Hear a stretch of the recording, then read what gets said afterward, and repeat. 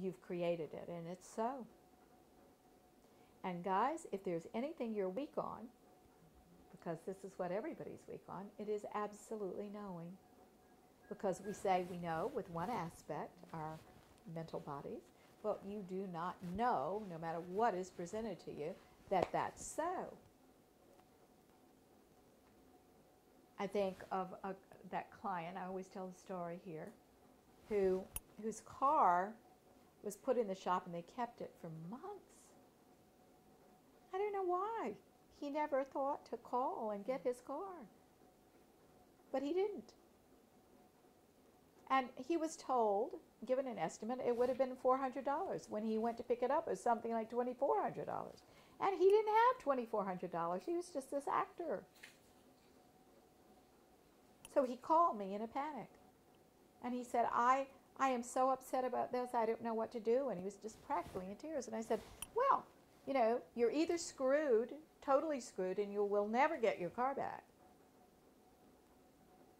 Or you can believe that this isn't the end of the story because they told you $400 and you're prepared to pay that. And I would just call them back and say, I'm sorry, $2,400 isn't acceptable because you all told me $400. And you guys work it out and let me know what's going on. And be open in God and be the open channel. And let's go with that. And he said, I said, which one do you want to be? That you're screwed and it's all over? Or this other thing? And he said, I want to believe the latter. So I said, then believe that and believe that with all your heart and go to bed and rest really well tonight and know that that's so. And he called me about 7 o'clock the next morning because the manager had called him with this dealership. This guy went to the manager, the mechanic that was working with him, and had gone to the manager, and the manager said, I'm horrified we've kept that car for so long. That's ridiculous. Give it to him for $400. That's awful. And my friend was just ecstatic. You actually all know this man. He was just thrilled. You don't know this man, and you don't know this man, but everybody else does. They just don't know they do. And he was absolutely thrilled.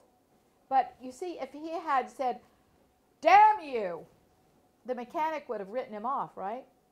But what God did was it channeled him to this very kind and fair manager. So all you had to do in a situation like that was say, well, this isn't the end because I didn't manifest that. But what do? You closed down and you said, God didn't give me what I want because there's a little kid in you that is gathering evidence against a mean old God who did not love you and did not give you everything and did not work the way it really does work. You see, God, you heard, was supposed to fix everything in your home, and you still had problems. Your dad still drank. Your mother still went into her depressions and all the other things that are the stories of our lives. And where was God then? The child says. The child mind says. We all felt deserted by God. That was not the truth. God is there all the time, but it's used or unused. It's used or unused. And when we forget God and don't know God on this level, it remains in us unused, and the unused God is not going to be the God that creates anything. You can understand that now. Okay. Yes, John.